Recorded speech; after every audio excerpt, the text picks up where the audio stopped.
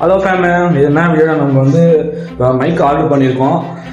Mic order பண்ணி வந்துச்சுன்னா நம்ம டெஸ்டிங் பண்ண போகிறோம். மோட்டோவில் செட்டிங் பண்ண போகிறோம்.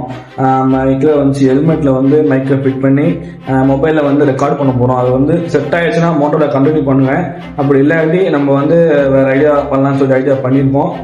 அதுவும் இல்லாமல் இப்போ சொல்லியிருப்பேன் ஷூ வாங்கி இது மாதிரி ரன்னிங் ஸ்டார்ட் பண்ணுறோம் டைப்ஸாக இருக்கும்னு சொல்லிட்டு கொஞ்சம் வந்து டைம் கொஞ்சம் தான் இருக்குது.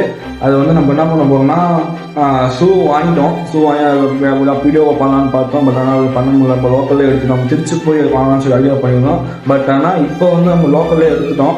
அதனால் பெருசாக ஒன்று வீடியோ போட்டுக்க மாட்டேன்.